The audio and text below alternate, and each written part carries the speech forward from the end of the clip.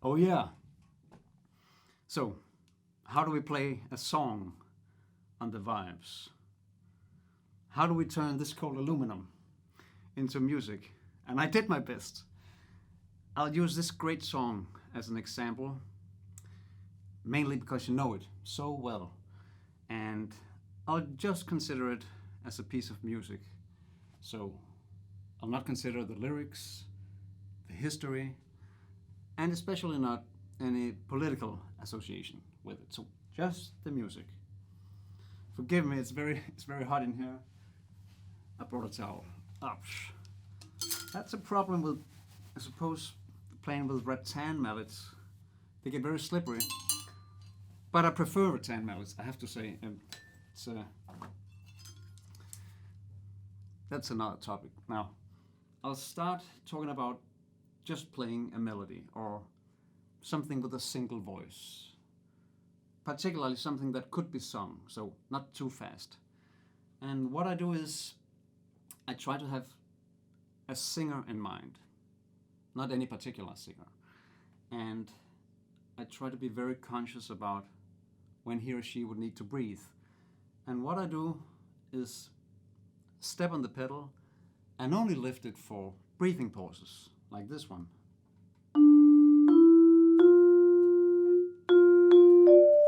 It seems very natural. The rest of the time, I dampen with my mallets. And just a footnote about pedaling. I pedal with my toes, not my whole foot.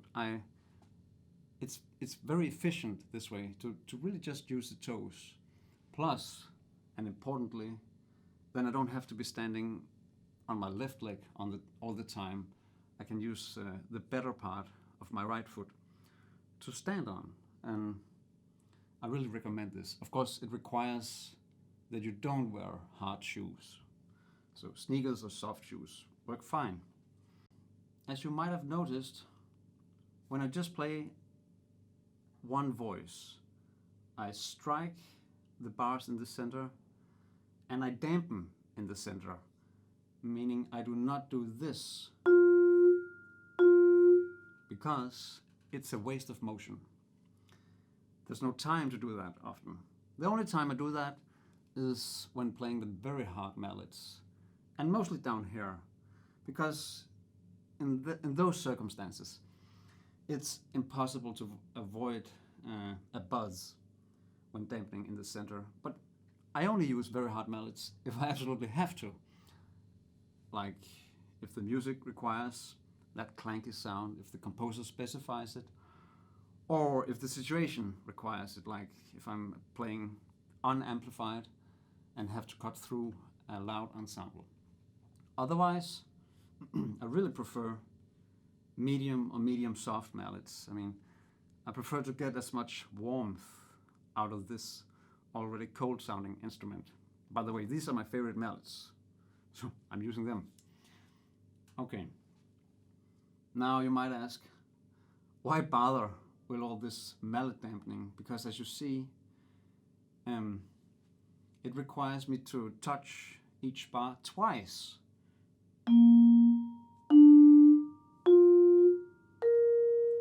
As opposed to if I were dampening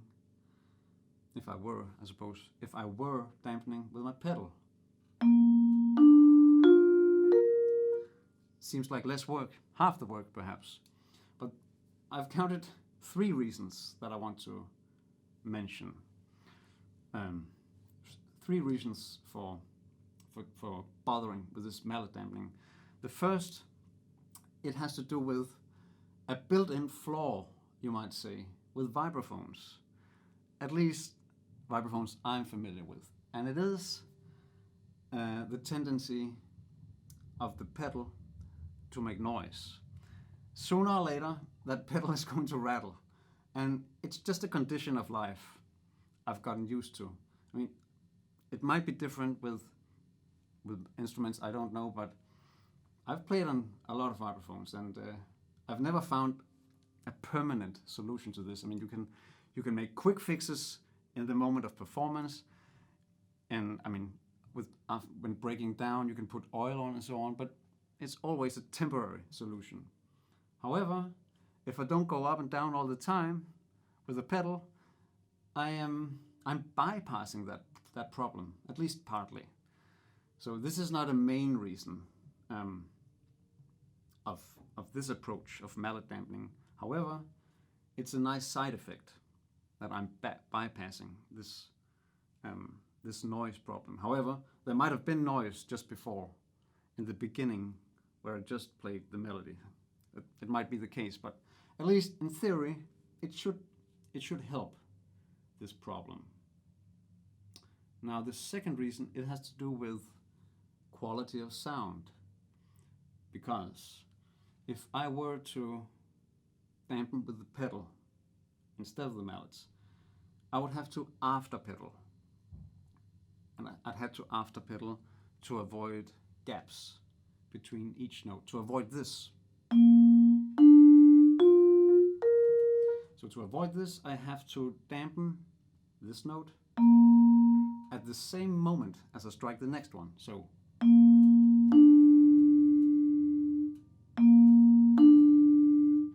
it becomes. And this is an indispensable technique. This is how we pedal when playing chords, because then there's no time to dampen with the mallets. However, often there is time when only playing a single voice. And the problem is that when I'm after pedaling, I am touching the bar with this damper felt as I strike the bar.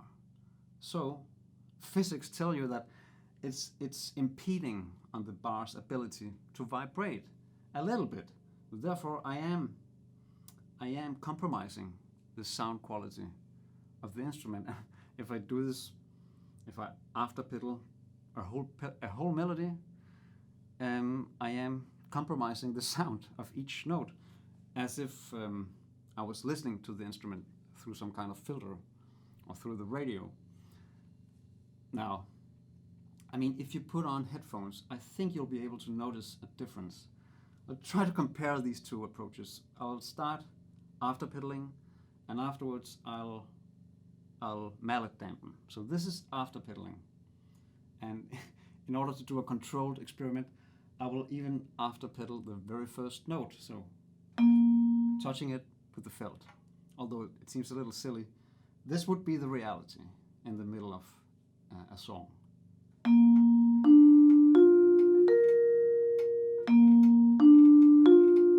Now here we go with the noise. I'm not going to edit this out. I want you to experience the reality of being a vibist. Alex, be nice to me now. A vibist or a percussionist imposing as a vibist, which is probably who I am. Probably.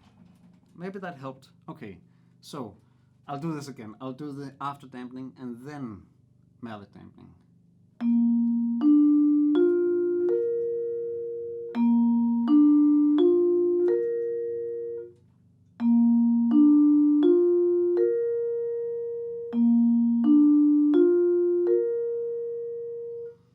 There is a slight difference, just a slight one. And of course, it might be 1-2 percentages, but the more, the fuller sound we can get acoustically, the more we should. So that's another reason. Now the third reason, however, is probably the strongest argument for this approach, and it has to do with connections between notes. Specifically, the way you can create subtle differences in the connection between notes when mallet dampening. So I've been playing in a linear style, you might say, up until now, as far as I remember, meaning I've been dampening one note exactly as I strike the next. So a very clean style of playing, like this. But say I wanted a more legato character, then I just have to delay the dampening. Then you would have slight overlaps between notes. And hopefully that gives a more legato character. Let's try. Do it again.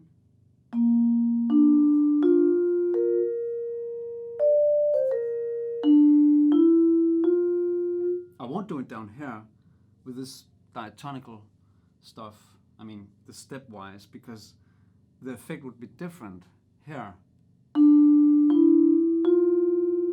It would be one of dissonance, you know, which is wonderful, of course, but that was not what I was looking for right here. So this is a great tool. I mean, you see delaying the dampening to create stronger connections, we might call it, or more legato connections between notes, but it won't work for every interval. Now, listening to this, for instance, I thought the first two intervals worked better than this one, this fourth. I'm not sure about that one, but these two are nice. Yeah. Now, I might also just choose one interval in order to highlight it, and do this overlapping of notes. I'll choose this one. I think I did that when I played the full song just before. So before that, I'll just play in a linear fashion. So to really highlight this, let's try.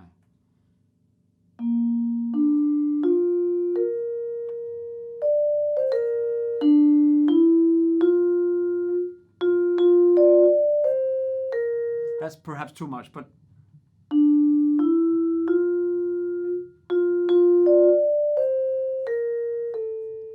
it could work. It could work. And of course, there are gradations of this. I might just do a very little bit.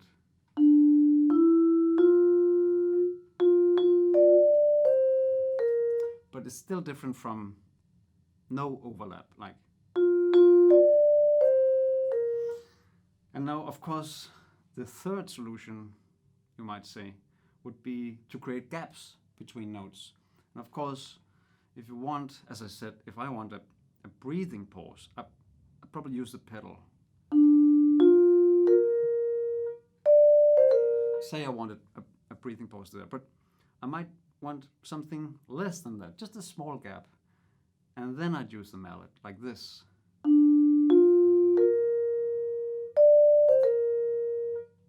Do it once again.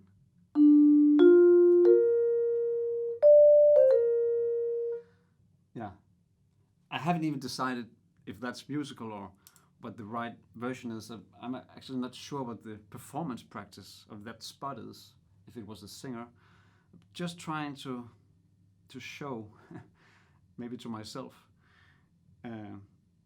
how much you can really get out of very little differences. Small differences in the timing of the dampening. That you should really explore those differences, because they are part of what can make a melody sound interesting on this instrument. We only have so many tools in our toolbox, after all. Of course, we have dynamics and well, I always strike in the center. We're playing something like this, so I don't vary the actual tone quality, not really, but I try to use dynamics, of course, and also spacing. I mean, rhythmic, you know, the time and so on, and then especially maybe these subtle connections between notes. But despite the instrument's name, I can't make vibrato. Not possible. I can make tremolo, but that's something else. Okay, now I'd like to talk about harmonization. And there is a middle ground, you could say, between playing just a single voice and playing full chords. The first step, I suppose, is just letting a single note ring, a note that's already present in the melody. And that's exactly what I did in the beginning. I let the low B flat ring like this.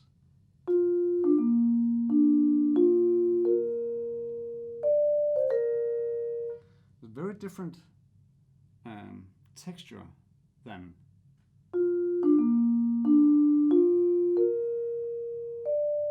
I might just give it a little accent to highlight that. I'll let it ring now again.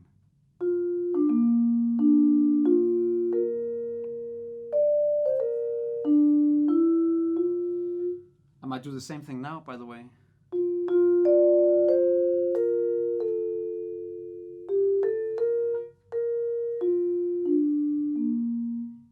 Now, this is no harmonization, obviously, but it's also not just playing a single voice. It's almost two voices, at least, or a drone, or whatever you call it. It's much more than just what I did, dampening all notes. However, I haven't added anything. I've just refrained from dampening that note. And this approach can be very useful in situations where, let's say you've been rehearsing something in a wet church, so to speak, and maybe you're in a room like this, a very dry room, and everything sounds too dry. But you don't want to add notes, maybe. So this sort of compromise approach could really be the right solution. Or let's say a conductor asks for more sound, but you're not going to add notes, and it needs to be here and now. So try to let one note ring, see if it does the trick. Okay, so now I'll talk about this actual arrangement that I played. And in fact, it's an adaptation of Rachmaninoff's piano version, which I have squeezed into my instrument by eliminating octave doublings and by transposing voices and this and that. However, as you heard in the first 8 bars, I eliminated everything but the melody, because I wanted to start talking about just playing a melody. Now, that being said, I also did like the musical effect of leaving out chords, because it meant that when the chords eventually appeared, they meant more. At least they meant more to me. Plus, it also meant that this register right here did not become overused. And that's always a big challenge when arranging for the vibraphone, that so much takes place right here. It's easy to get tired of this register, especially perhaps tired of hearing chords in close position. Like, it can become too much of a good thing. So sometimes leaving out notes can be the right solution. You know, less is more. I'll put this adaptation on my website as a PDF, so you could download it for free, of course. And if you want to play it, please do. You could also compare it to Rachmaninoff's version and see what my approach is to do such an adaptation. I won't be able to talk about every little single thing in it. I'll point out a few things though. Okay, so in my adaptation, bar 9 to 16 are actually bar 1 to 8 in the original, because I wanted to use his first exposition of the theme. And then in my bar 9, Rachmaninoff has me playing a chord at every beat together with the melody, like this.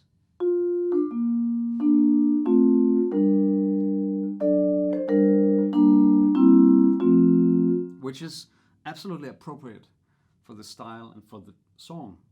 However, if I wasn't so concerned about that, but more concerned about what particularly works at the vibraphone, I might just let some notes ring instead of repeating them, like this. And then, let me do that one again. Because this, it's going to stay there. to say, although Rachmaninoff's solution was better here, this approach of letting some notes ring while something else is going on, some other voices are moving, I find that this is often the more tasteful approach in many, many musical contexts. I mean, this sort of quasi-polyphonic texture that you can achieve by letting notes ring instead of repeating them, I think that works really well with this instrument. And I would believe that someone like Gary Burton would think the same.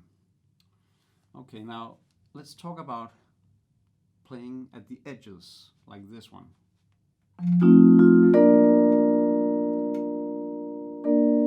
Right there. You have to be really particular about playing at the edges and not near the edges. This is near the edges, I suppose, like midways between the nodal point here, in other words, the chord, and the edge. So midways between seems like a safe place, I suppose, but it also doesn't sound of much. Let me just compare this and then playing on the edge.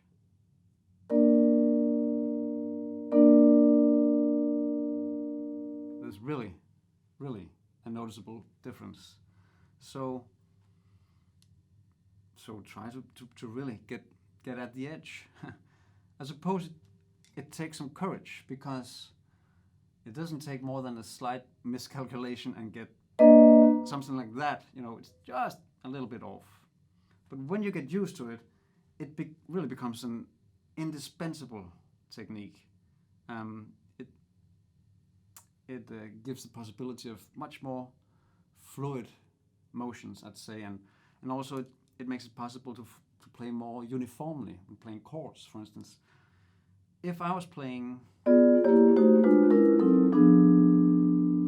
actually my mallets are barely moving except in that direction. I mean, just look at the mallet heads once.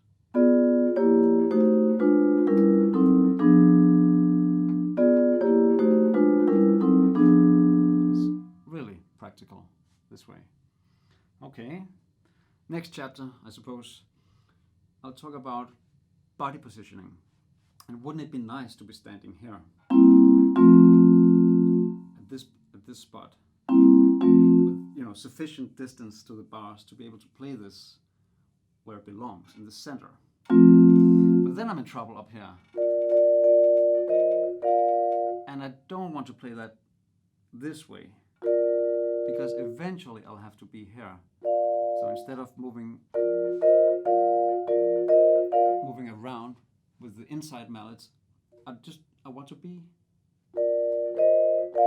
where I have to be eventually, so I can focus on the moving line, on the melody, the important point.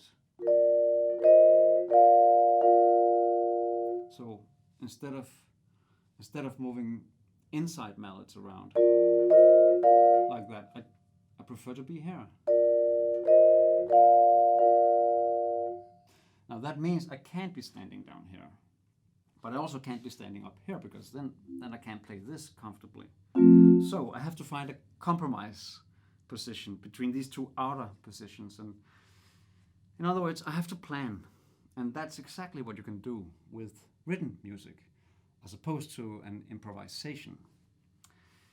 So how do I plan this? Well, I play some excerpts from the whole piece. I could play that even from down here. And what about this? I could play that, let's say here. So, okay, let's see. This seems like the right compromise position. So next time I play the piece, I'll be sure to stand here and try to not move around. Instead, using my wrists and arms to adjust for bad angles. Because moving to the side, back and forth, it will impede on the pedal work. Sometimes you have to do it, and so be it. For instance, when playing up here, let's say this was up here. Yeah, then I'd have to be here. Now, just hypothetically, if it ended in F minor, play it from here. And this sort of sticking you see a lot with marimba playing, not so often with, very rarely I suppose, with vibraphone playing. I don't know why that is, but anyway, my solution to moving up there is simply taking one step southeast with my left leg, boom, and twist my torso. I know it isn't rocket science, but I am very conscious about what I do. Some players are very skilled at shifting foot from the right to the left foot on the pedal, and then they're quite comfortable here. However, there is danger associated with the foot shift, especially when you have a swiveling pedal like this one on a M55 instrument. So I don't shift foot except if I'm playing a long section only up here, then I might do it. But I'll be sure to plan exactly when I shift the foot, so I have it worked out. So try to limit the danger of losing the pedal. But I really prefer to have contact with my right foot on the pedal all the time. Okay, in case there's anybody left watching, just 2 more points and then we're done. Now there's one place where I transposed not just the lower voices but also the melody. This one. Because I needed to keep this bass line intact. Now if you have a 4-octave vibraphone, you could do without transposing. You just have to figure out what to do about one note, namely the low B flat. But if you transpose, which I do, when I get up here, I go out of my way to play that in the center, although it's much more work than this, because I have this 6th below it. And the reason I do that is playing at the edge up here, at least in this instrument, it produces noise from the frame. The reason is that up here the bars are too light to be able to absorb the shock of being played at the edge. So energy gets transferred to the frame. I hope that's the right technical explanation, but that's not the case down here, or especially here, where the bars are heavier. So it just sounds better to play at the center. So if I can, I do it. And then here I change back to the right octave abruptly. And when I do so, I have to make a choice between either playing Rachmaninoff's authentic chord or playing less notes. If I play his chord, which is really cool. Now, of course, I'm transposing the bass line now, but this is the compound chord. If I do that though, the shifting back of octaves becomes, very obvious. Now I might want to mask that I have cheated, that I have switched octaves. And actually I prefer to try to mask it. And that means playing less notes, and it also means transposing that voice to above the melody. So instead of, it becomes that. However, of course, it shouldn't be mistaken for the melody note. So what I have to do is ghost this note. I hope that's a verb. So it's there in the mix, but hopefully not too audible. So let me just try to play these two in context. So first, Rachmaninoff's full chord, which is a little cumbersome. So therefore it becomes very, very clear that I'm switching octaves. And then the other version with this ghosted B.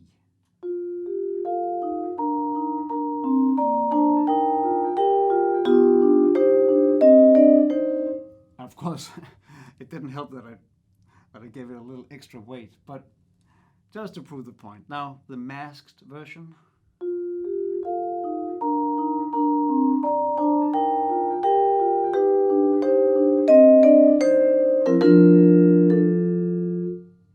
I prefer to do that. Now, if I didn't want to transpose the melody altogether, I'd have to find another bass line. I'd have to, you know, deviate from his arrangement. For instance, I could do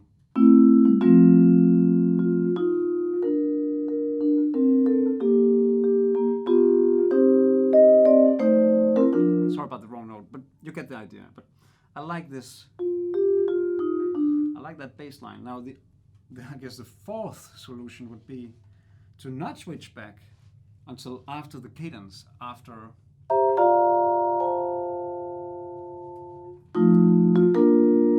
however, it might work. However, then I get all the way up here. And now, in my opinion, the instrument just takes on a different character up there.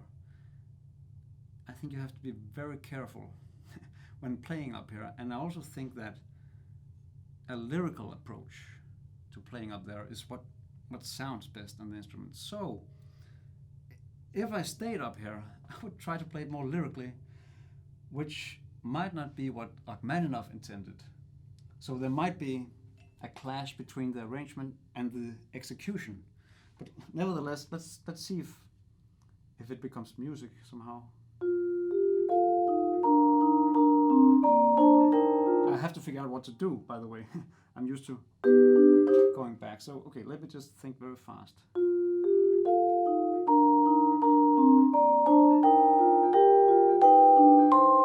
I think that's too much already. Let me do it again.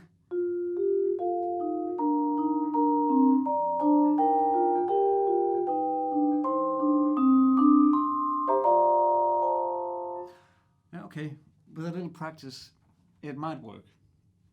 Now, last thing, the ending, you know.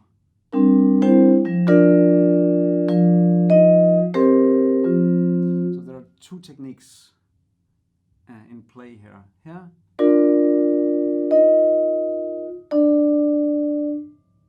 hand dampening. And it's perfect because the Ds are right here when I play the E flats. Now, if the tempo were faster, I probably wouldn't bother, but it won't be fast here, so I don't want that. I want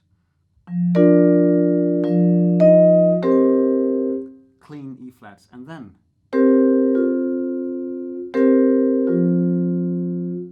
pause. Yeah, we're done. Take care. Goodbye.